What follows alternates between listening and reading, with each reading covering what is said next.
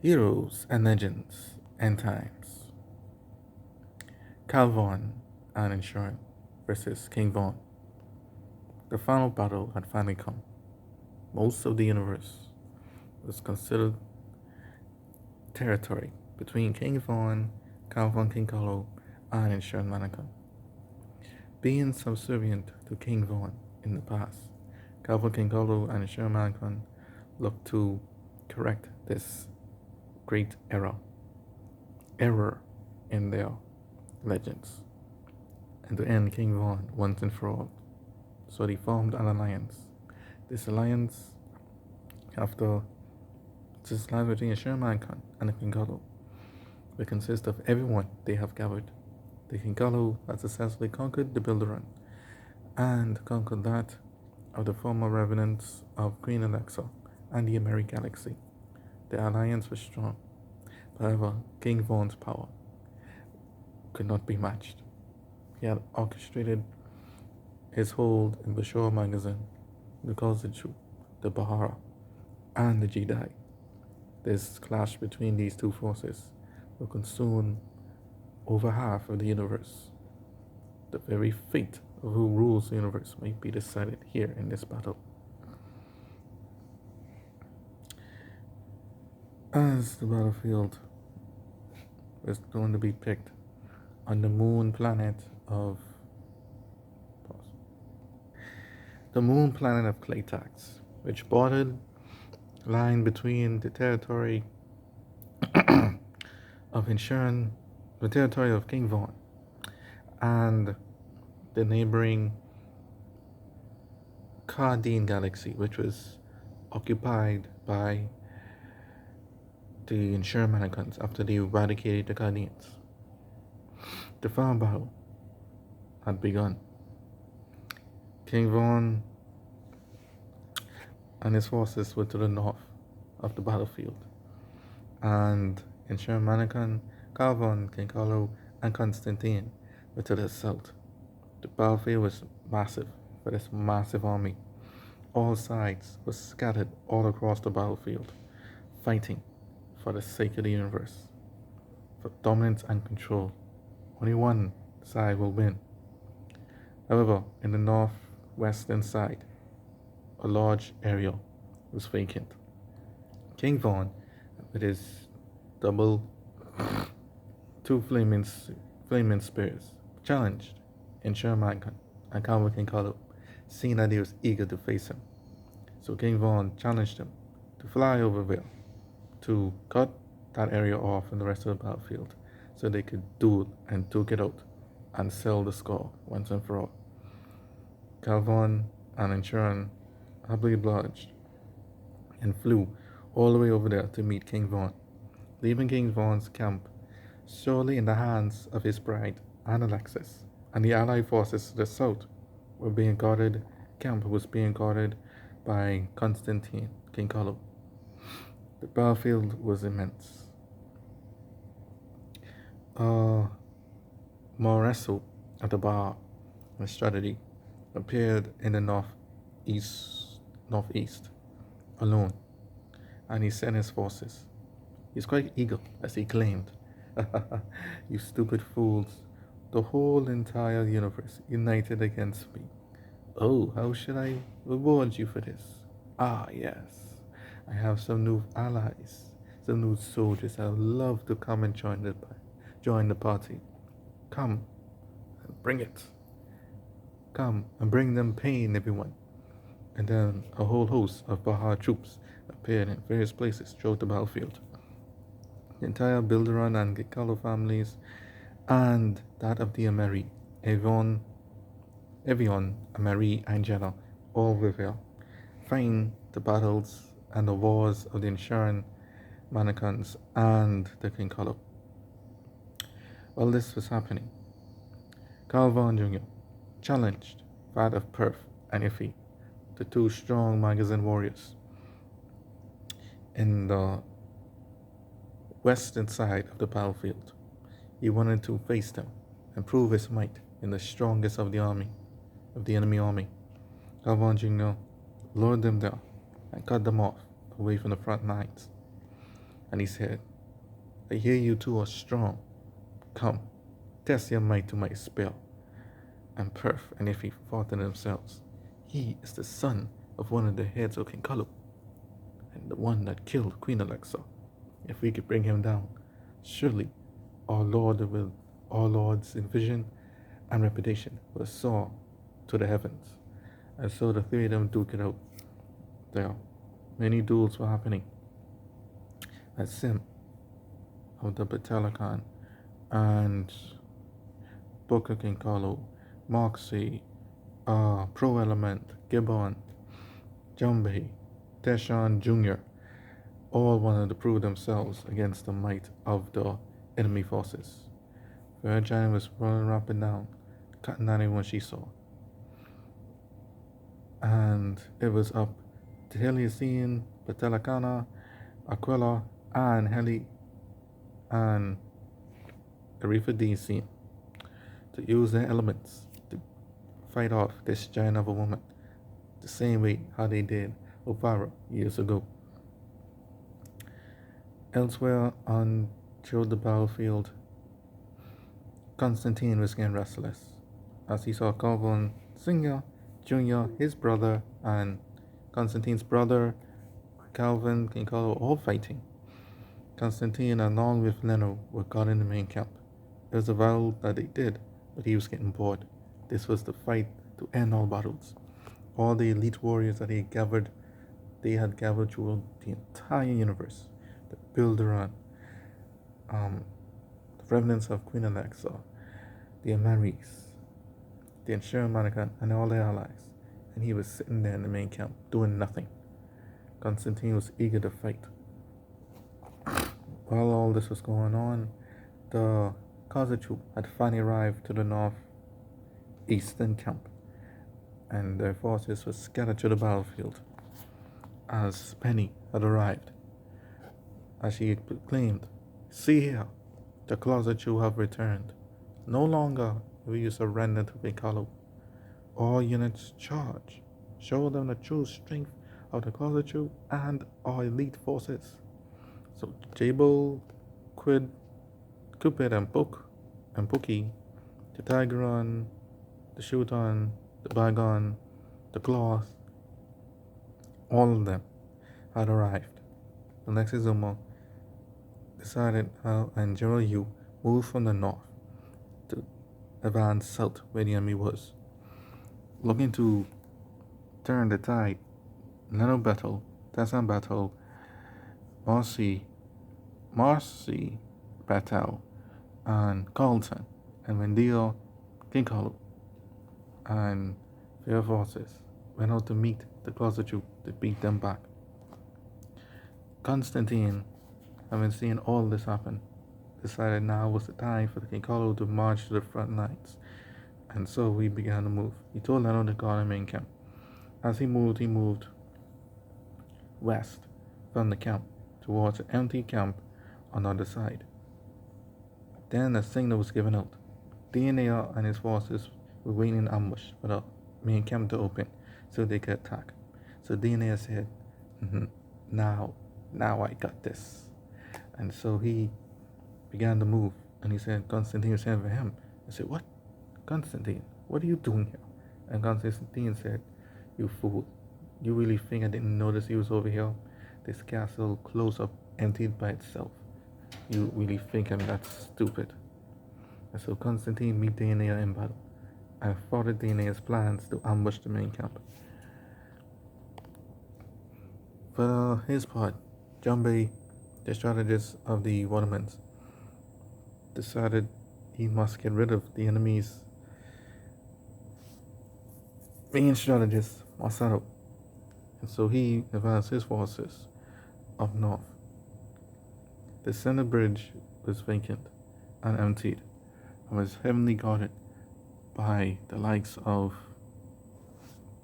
Easy Top Deal as Alexis elite forces circled around the main camp. And so the one that will handle this task with Jenny G.E. Ballard and sends them out and goes in. They want to make a point and secure Lord Insuran Manican's vision of glory. And so those three advance forward to cut down the forces of Easy Top Deal. But when he got there, they were ambushed by Rupa and Hinjin, and sends him a curse his ignorance.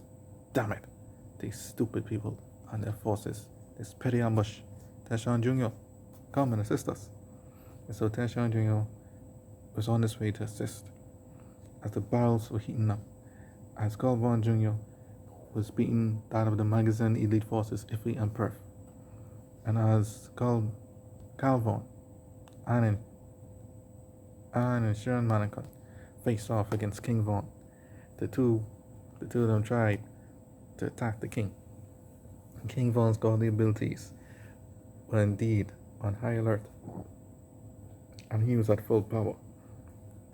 The two struggled to sync with their attacks and decided to attack separately with their special abilities, coming at him from multiple sides. But King Vaughn's double spears at both hands were too much for them, and he pushed them back and was ready for all their attacks, seeing that he knew them and knew them well.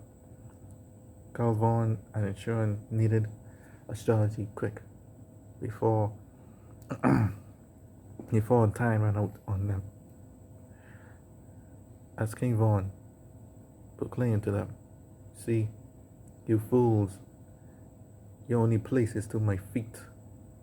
You continue to resist and bite the hand that feeds you.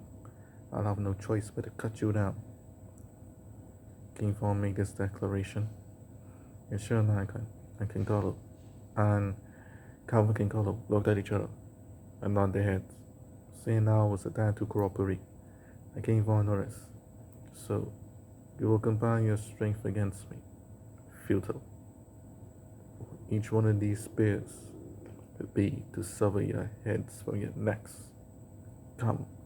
As they continued a momentous clash, Anne and Alexis wondered where the Jedi were. Since the Jedi were part of the Alliance, what was taking them so long? Also, Amaro,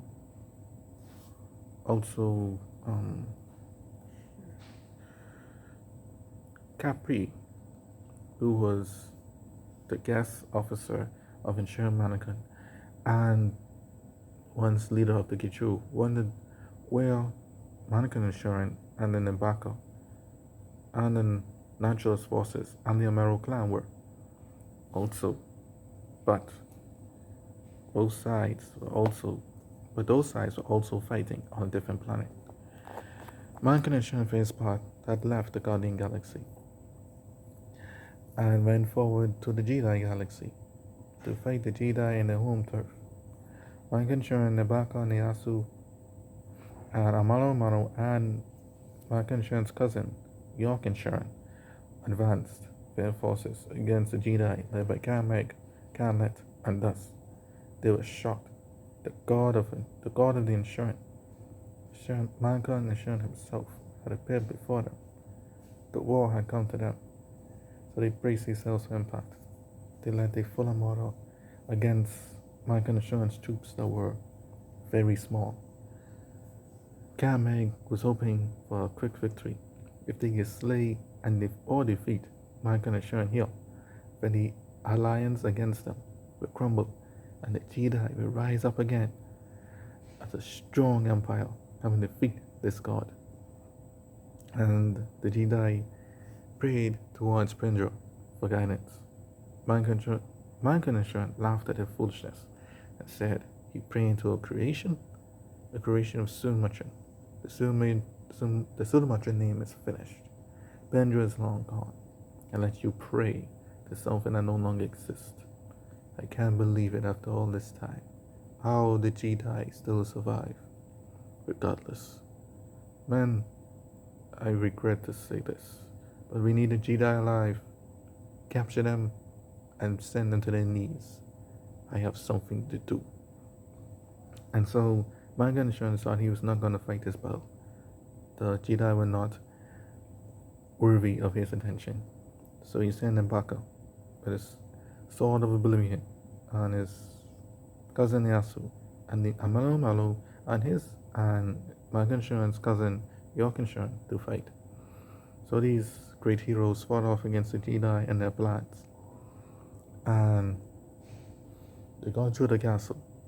I was able to defeat the talents of Dust and Camlet, and Nabaka using the sword of Oblivion to flood the enemy with deadly black sharks and flood the castle with black water, and send the enemy sky high and flying.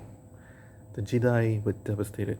Such a small handful of Manica Insuran's forces wiped them out this easily. Imagine if Manica Insuran took to the battlefield or had a larger contingent. Their forces could have been wiped out.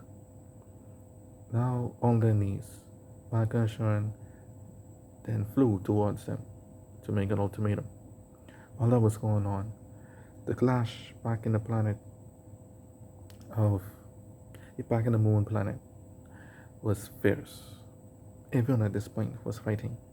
The main camps were breached, and the camp leaders and guards were all fighting. And Calvin, Clincalow, and Insuran Manica were fighting against King Vaughn. It started to rain at this point, and the three of them fought hard against each other. But King Vaughn had the upper hand. As the two Insuran clashed with King Vaughn, the ground gave way, and the two Insuran leaders fell down. They got back up, and they noticed the rain was pouring heavy. King Vaughn was up in the perch, looking down on them, his two spears pointing in front of him as he held them down, staring at them. And Insuran Manica and Calvin Clincalow looked up. They put out their hands to form energy beams for one last fight, one last attack. King Vaughn knew that if he jumped off the ledge and spin around and combat both Insuran Manica and Calvin Clincalow, he could deflect their attacks and slay them both and end this war and rule the universe. King Vaughn was feeling good. Finally, the most handsome man in all the universe, and also the god of the magazine, Annabelle Shaw, was about to rule the universe. However, before he could launch his attack, he got a stark message from in his mind from none other than Manica Insuran. He came to him telepathically and said, King Vaughn, oh, King Vaughn, your friends of the Jedi are at my mercy, as my staff points towards them. I threaten now to beam them straight to hell, to suffer the same fate as the Prince of Darkness. And maybe you too will suffer this fate. I know greatly well that you, of all people, fear hell more than anyone else, seen it firsthand. How unfortunate it be for that handsome face of yours to burn and melt for all eternity. It would be best for you now to surrender to me. King Vaughn then had his hands like this as he dropped his spear, trying to fight off Manica Insuran, but his force inside his head was too great. Clincalow, looking up, was stunned, puzzled, and confused.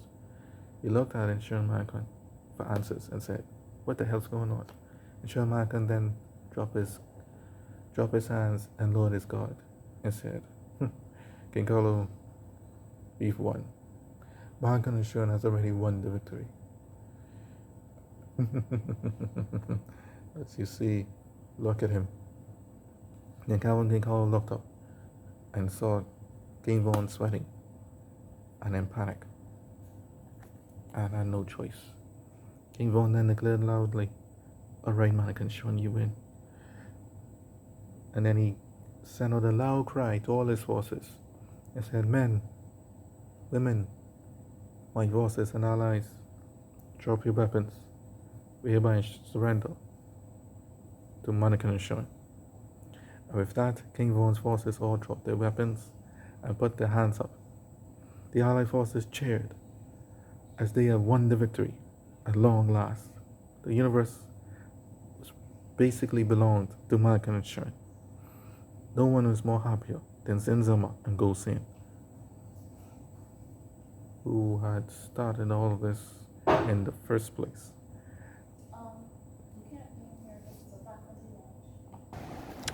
And so, no one was more happy than Zenzama and Gosin because of their influence and their love for the Manicans. They were able to bring Lord Ashur-Manican back, and throughout all this chaos, they had finally won.